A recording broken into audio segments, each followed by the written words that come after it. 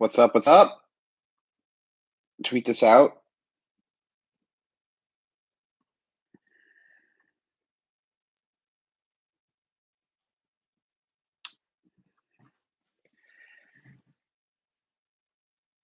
Let me know in the chat if you guys can hear me. I just tweeted it out, so we'll wait for everyone to join us.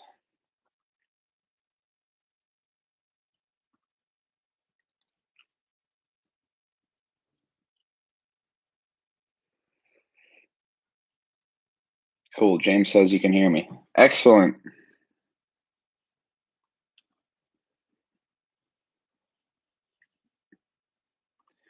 Hello to everyone joining. Gonna give it a minute or so for everyone to get in here. Guys like the stash? It's off season. Off season stash.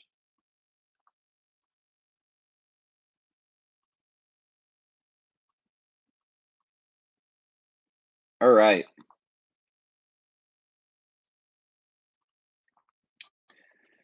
So I see some of you guys asking for record prediction.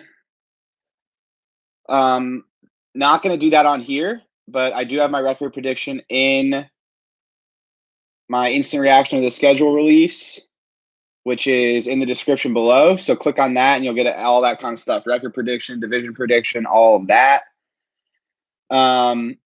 If you're not subscribed, click that link below.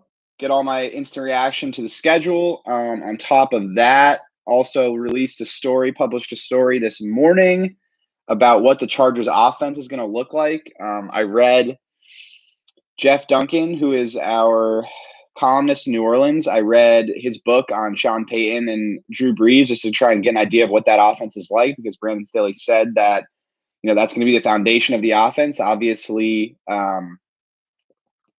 Joe Lombardi is the offensive coordinator. He was the quarterback's coach in New Orleans for 15 years. And so it's going to resemble that offense. So I looked into what the Saints do, what made them good, what the Chargers are going to take from there, what they'll take from other schemes like the Mike Shanahan scheme. That's all on The Athletic. I'm aware that the article below has a paywall, but I need to get paid for what I write. I'm not going to work for free. So I hope you guys join us. I'm sure people can tell you in the chat, if you're not subscribed, that it's worth subscribing. I work very hard to give you guys the best Chargers content on the internet. So please, if you don't subscribe, think about doing it. I guarantee you it's worth your money. And I publishing articles all the time. All my draft content is up there if you're looking for depth chart analysis and all that kind of stuff. So enough housekeeping. Let's talk about this schedule release, huh? So I'm sure you guys have seen the schedule by now, but we'll run through it real quick, and then we could just chat about it for a little bit. Not going to go too long today because there's not a whole lot to cover. We knew who the Chargers were playing in January. So all that's changed is that we know when they're playing and what primetime games there are. But we'll run through it real quick, and then we can get to chatting. So season opener, which came out this morning, is at the Washington football team. Week 2 is the home opener against Dallas. Week 3 is at the Chiefs. Now, that game has been in December each of the last 4 years, the game at Kansas City. They get to go to Kansas City earlier in the season in September. Won't have to deal with as much cold. I think that's a must-watch game just because Herbert and Mahomes haven't really faced off in like a real matchup yet. And I say that because the first time Herbert, and the only time Herbert and Mahomes faced off, Herbert learned he was starting 5 minutes before kickoff and didn't prepare or wasn't tabbed as the starter during the week, didn't get starter reps or any of that. Still obviously played really well and almost beat Mahomes in that game. And then in week 17 last year, obviously the Chiefs sat everybody. So this will be the first time Herbert and Mahomes face off where Herbert actually gets a full week to prepare as a starter, which is kind of crazy to think about because Justin Herbert is so ingrained with this team now. But that was week 2 last year, and Anthony Lynn turned to him 5 minutes before kickoff after Tyrod Taylor had that mishap with his pregame pain injection and was like, you're starting. And then Mahomes was sitting in week 17 last year. So I think that's a really interesting matchup. Week 4 at home against the Raiders on Monday Night Football. That's one of 3 primetime games the Chargers have this year, including a Thursday night game against the Chiefs. But I think that's noteworthy, and all 3 of those games are at home. So you fans in Los Angeles, that's a heck of a slate right there. You get a Monday night game, divisional game, you get a Sunday night game against the Steelers in Week 11, and then you get a Thursday night game. SoFi is going to be awesome for a night game. Absolutely incredible. So, if you got the funds, definitely try and see one of those games, because I still haven't seen a night game at SoFi. I'm sure with the fans there, it's going to be awesome. Week 5 is home against the Browns. Obviously a good team coming off a playoff berth, 11-5. Then they go to the Ravens in week 6. Week 7's a bye. Week 8 is the Patriots. And that's at home at SoFi Stadium. Now, remember last year, the Patriots game was an utter disaster. I mean, special teams, they let up the block field goal touchdown, punt return touchdown. They had 3 punt returns where they had the wrong number of players in the field. So that's going to be a revenge game. I know it's a new coaching staff, but there's plenty of players that were playing in that game that were utterly embarrassed by what they did against the Patriots, and they're not going to want that to happen again. So I think that's a game they'll have circled on the schedule. Then it's at Philly in week 9, home against the Vikings, which is the extra game that was added when they increased to 17 games this season. That Minnesota game was not initially on the schedule, but that's week 10. Week 11 is at home against the Steelers on Sunday night. That should be an electric atmosphere.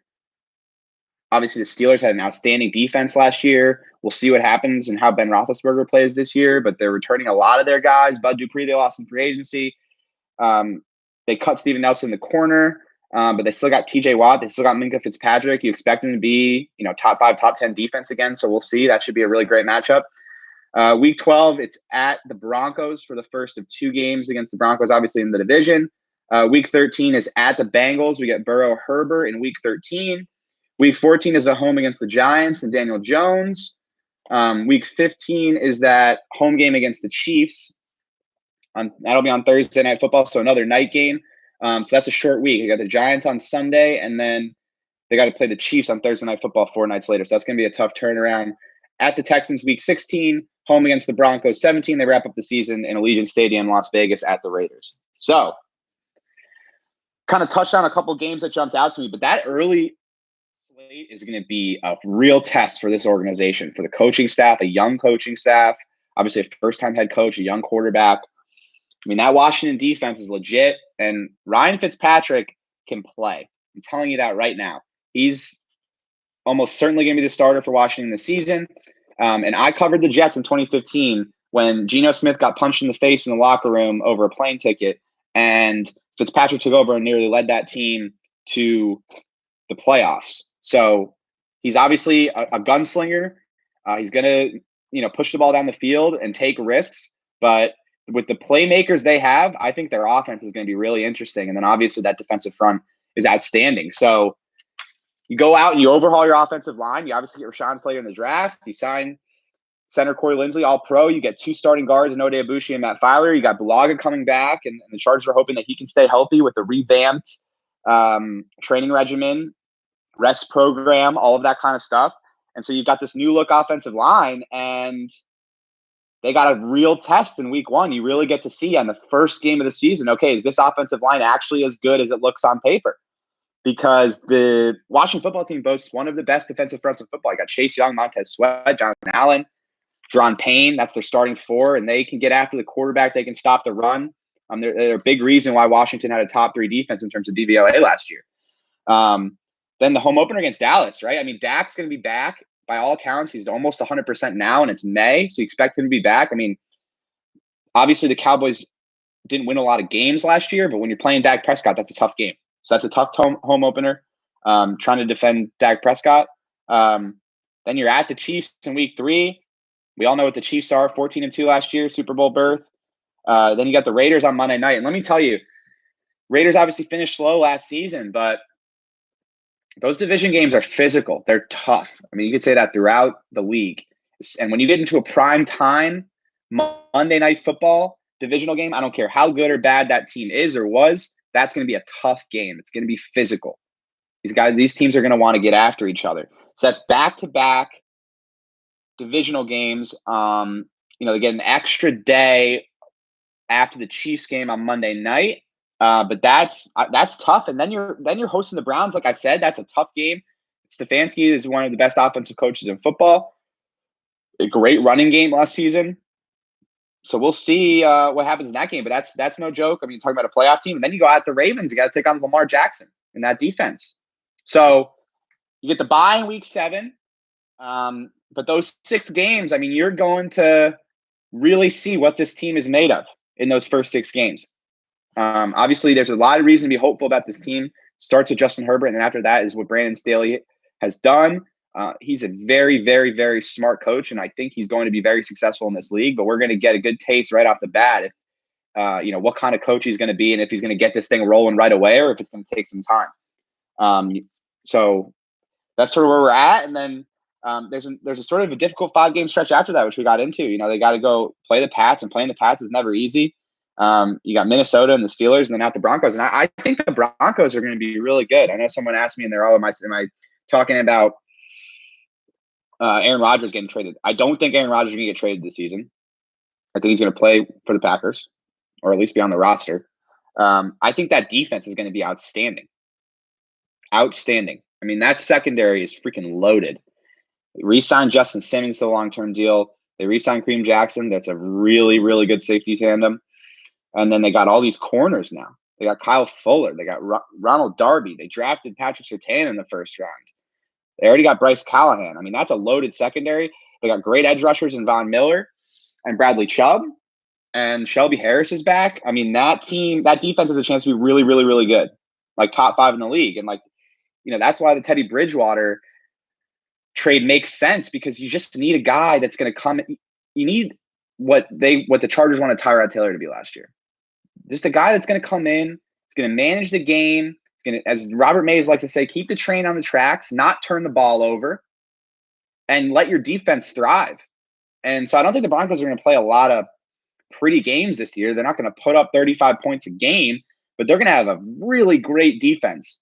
And the one thing to think about with these Broncos Chargers matchups now is that Vic Fangio taught Brandon Staley a lot of what he knows. Brandon Staley is running Vic Fangio's scheme. Staley was an outside linebackers coach for Fangio for 3 years. He spent 3 of his 4 years coaching in the NFL with Fangio. So these are 2 coaches that are very intimately familiar with the defenses each is running.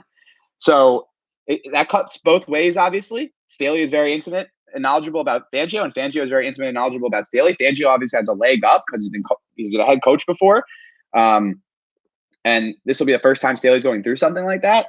But these are going to be absolutely fascinating chess matches between these two, defensively and offensively, because that with the knowledge that each guy has of the other one's scheme, I mean, it's effectively the same scheme. They're going to be in the offensive meeting rooms giving some input about where the weak points are, and you're going to see some really, really fun matchups between the Broncos and Chargers moving forward. So I sort of include that in there in that 5-game stretch after the bye. But it's a tough schedule, man. I mean, those 6 games to start the year, that's like, all right, let's go and let's see what this Chargers team has, right? What do you got? And we're going to get our answer very early on in the season, which I think is exciting. So that's basically what I got on the schedule. If you guys want to throw some questions in, we can do some questions. If you have questions about the schedule, anything else, probably do another 10, 15 minutes just quickly.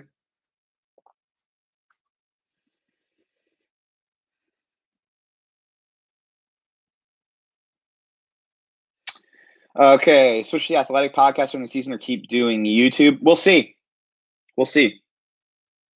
Don't have an answer for you on that. What I can tell you is if I don't have a podcast, I will keep doing YouTube. If I do get a podcast, I'll switch to that, and I'll probably stop doing the YouTube streams. But I don't have an answer as far as which one it's going to be. Still waiting on the official word on that. Cool to see the first Burrow-Herbert matchup. Yeah, that's cool. That's a cool game at the Bengals. Obviously, Tyrod Taylor started that Cincinnati game last year, so that'll be cool to see them match up. Obviously, be a lot of hype around that game.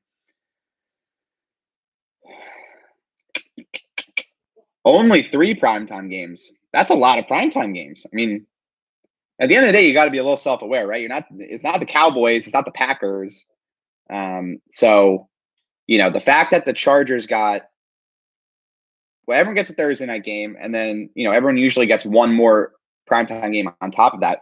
The fact that they got a third one, the fact that they have Sunday night, Monday night, and Thursday night, I think is a testament to Justin Herbert and his stardom. So, I thought 3 makes sense to me. 4, I would have been surprised with. 2, I'd have been like, they're underselling how much star power Justin Herbert has. So I thought it was a sweet spot, honestly. Denver off the bye week. It's not Denver off the bye week. It's New England off the bye week. Denver is week 12 and week 18. Unless I'm just completely wrong. Yeah, Pat's off the bye week. What else we got here?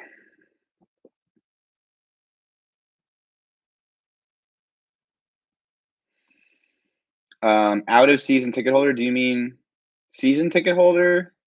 I don't know what that question means.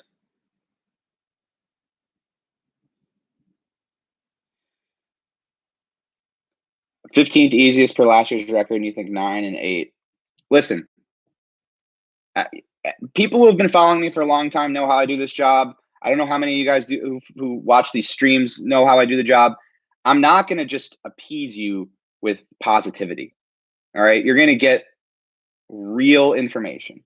You're going to get realistic expectations. That's what I give. I'm not going to provide analysis that is trying to gas you guys up, that is trying to, provide positivity when it's not there. I'm going to be real with you all the time. That's my real prediction. That's what I think right now.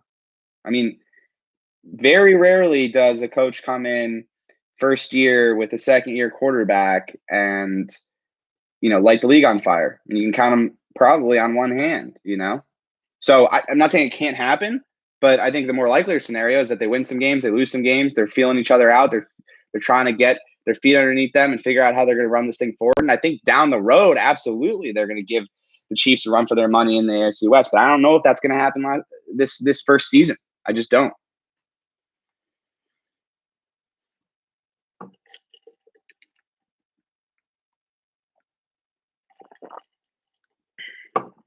Toughest game for the Bolts.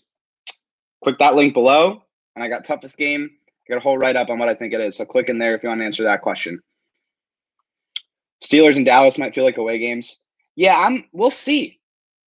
We'll see what happens. I think Dallas could be. But let's see what happens. I'm not convinced that it's going to be like StubHub Center, like Dignity Health. I don't think it's going to be overrun with opposing fans. I think it's going to be more of a mix. I think there's going to be some fans there, just based on what I'm hearing about season ticket sales. Like, I don't think it's going to be a situation like it was in the soccer stadium. Could be wrong, but that's my gut feeling. Yes, but really, does a new coach inherit a team this ready to win? You say they're ready to win. But the issue with this team has been offensive line, correct? So, have they improved the offensive line this offseason? Absolutely. But are they an injury away from having no depth again? Yes. They're a Rashawn Slater injury away from Trey Pipkins being forced to play left tackle. They're a Brian Bulaga injury away from Brendan Hymas, a fifth-round rookie, being forced into the starting lineup at guard.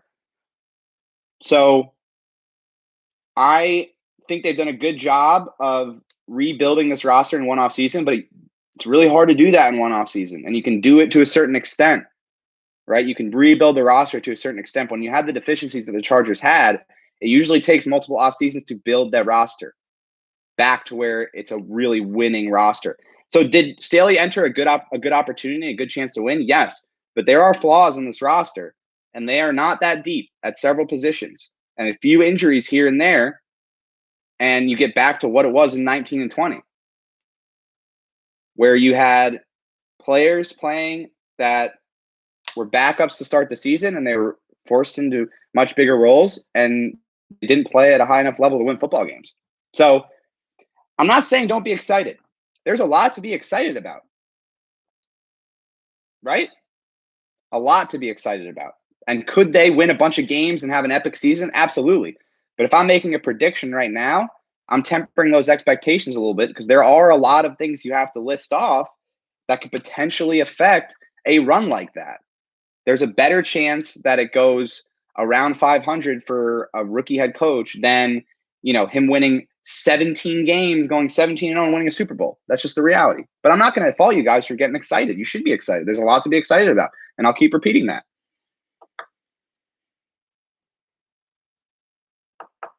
Eagles could be interesting. I'm really not high on Jalen Hurts. So, and we'll see what happens with Nick Sirianni, obviously a former Chargers OC. So, he had some success here. We'll see. We'll see. That intro press conference was a little unnerving for me.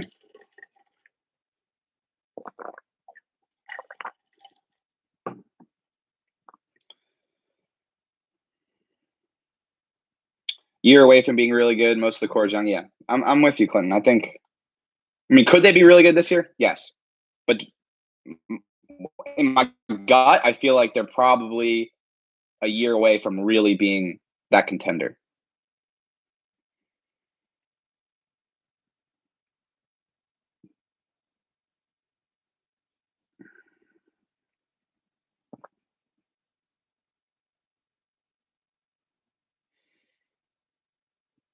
You also weren't high on Herbert, though, Pop. That's completely incorrect.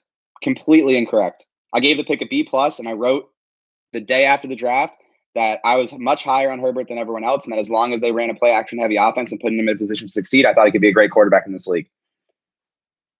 I tweeted it out 2 weeks ago. So, I'll admit when I'm wrong, but I was not wrong on Herbert. And what they do, they put him in a play-action-heavy offense, and they simplified it for him. They gave him a ton of half-field reads, and he thrived. So, I don't think anyone saw Rookie of the Year, record-setting season coming. But did I think he could be good? Yeah, absolutely. I thought he could be good. I wasn't PFF saying that he couldn't play, which I thought was ridiculous.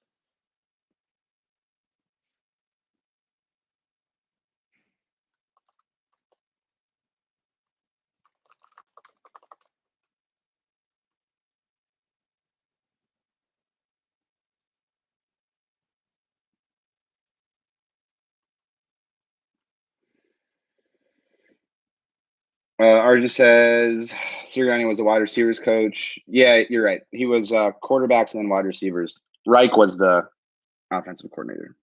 So former Chargers assistant coach, I should have said.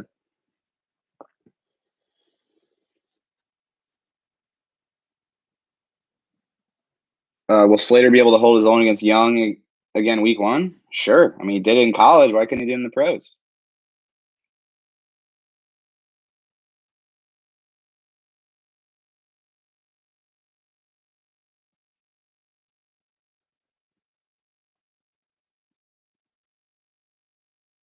Pre-draft, after the pick, you weren't on before the pick. I had a mock the Chargers at 6 in every single mock draft. Now, do I think Tua would be better? Sure, and I've admitted that on Twitter that I was wrong about that. But this narrative that I was, following the masses and saying Herbert couldn't play is just wrong.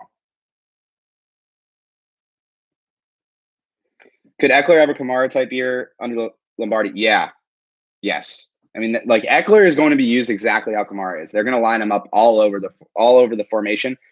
And, in this Saints offense, they love players that can move to multiple positions. So the whole idea behind the offense, or part of the idea behind the offense, and I wrote all about this, so go check out The Athletic if you want a little more in depth on it. But they want to show as many different personnel groupings and formations as they can in the game. Okay. And so if you have a formation where you have 3 wide receivers, for example, and a tight end and a running back, you can have a certain personnel grouping there where Kamara or Eckler in this case is at running back. And then you can throw another personnel grouping out where it's the same exact formation, but a second running back comes on and plays as the running back spot, and then you move Eckler to a wide receiver spot. It's all about creating confusion. Different players in different spots doing different things, moving them all around and trying to confuse opposing defenses as much as possible. So Eckler is going to be in that exact role.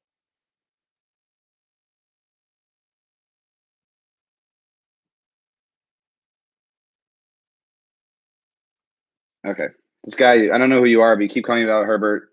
I tweeted what I wrote about Herbert after the draft. If you don't want to believe me, you don't want to believe me. So let's end it there. I mean, I write for a living. You can go look up everything I've written. I mean, it's all there on the internet. It doesn't go anywhere. Year two regression is something we should worry about with Herbert. That's something that I think is in the realm of possibility. So,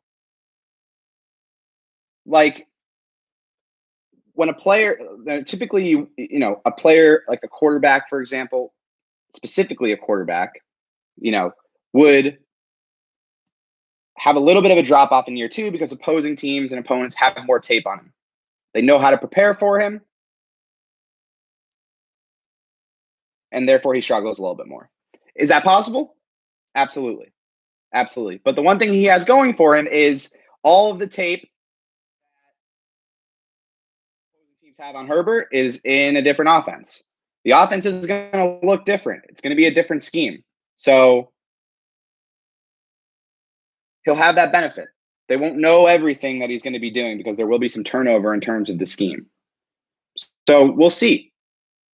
We'll see. Is it possible? Yes. I mean, we also saw what happened with Baker Mayfield, where he had that outstanding rookie season and then fell off in year two. I'm not saying they're similar players, but you do worry about that. Now, do I think it's going to happen with Justin Herbert? No, I don't personally. But is it possible? Yes. All right, we're keeping this one short today because it's just about the schedule release. So I'll take a few more questions if you have anything schedule related or otherwise. Do another 3 minutes or so.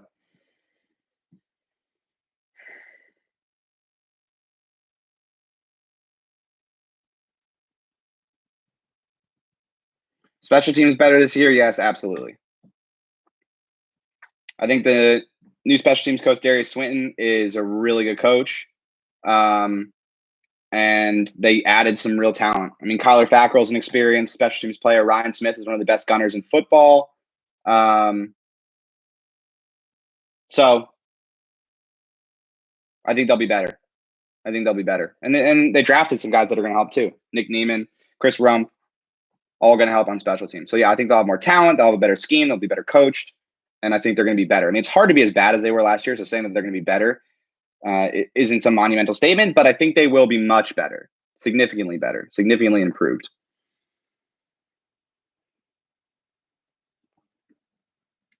Biggest thing that stood out from the schedule, I think getting 3 primetime games is pretty huge, and it's a evidence that the league understands what kind of star power Justin Herbert has. If there was one big overarching takeaway from the schedule, it would be that. Stash maintenance routine? There is no stash maintenance routine. Just going to let it shred and shave it tomorrow because I got to be at rookie minicamp on Friday. 3 last year? No, it was 2 last year. Unless I'm completely wrong. Let's look. I think it was Saints Monday night and then the Thursday night game. Someone will correct me in the chat before I can look this up on the interwebs.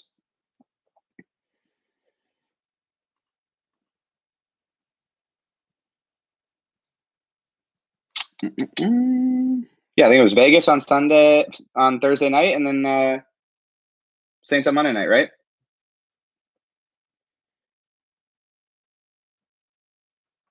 Do you travel to away games? If so, are you going to the club at Allegiant Stadium? Still up in the air. I mean, in a non-COVID world, I traveled every game. That didn't happen last year because of the pandemic, and so I think I'm hopeful that I'll be traveling to every road game this year, but not confirmed.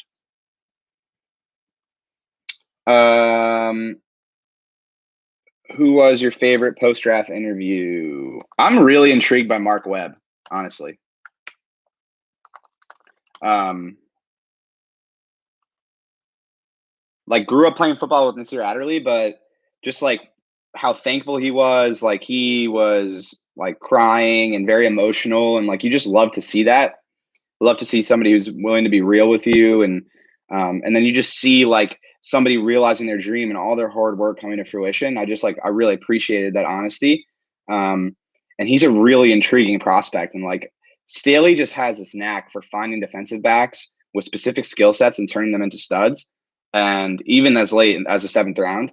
So I'm really curious to see how they use him. But he was a really great interview because it's a really unique experience because they get drafted and then you interview him 10 minutes later. And so all the emotions are still raw. And so sometimes you get guys that are, trying to act like they've been there, which you totally understand. And sometimes you see guys that just like, it all just hits them and you see that raw emotion and just like dreams realized right in front of you. And that's really cool. So I thought that was the coolest post-draft interview.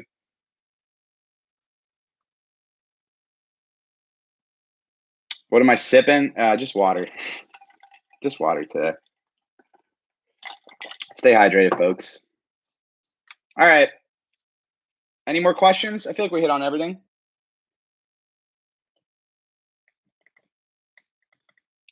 Apologies for spending way too long talking about my Herbert takes. Oh, I've been to Arrowhead. Yeah, I go eat barbecue every time I'm in Kansas City. Oklahoma Joe's. I even think, is it still called Oklahoma Joe's? I think it's called Joe's now. And then I went to another one last year. Not last year, 2 years ago. Forgot the name of it. All right, folks. Seems like we're good to go. All right, well, wrap this up real quick. Schedule takeaways are in the description below, so click there if you want to read that. Toughest game, hardest defense, hardest offense, must-watch game, record prediction, all that kind of stuff is in there. And then something I worked really hard on that published this morning is as thorough a breakdown of what the Chargers offense is going to look like as you will find on the internet. I mean, I read an entire book about the Saints offense so that I could put it into perspective for you guys. So make sure you go check that out. theathletic.com/team/Chargers. Also, I'll retweet it for you guys now so you can check it out if you want to. Not sure when we'll do one of these again, but it's going to be like normal. Someone will tweet at me like, hey, let's do a stream. And I'll be like, yeah, screw it. Let's do it. So until then, everyone take care. Thanks for joining. Peace out.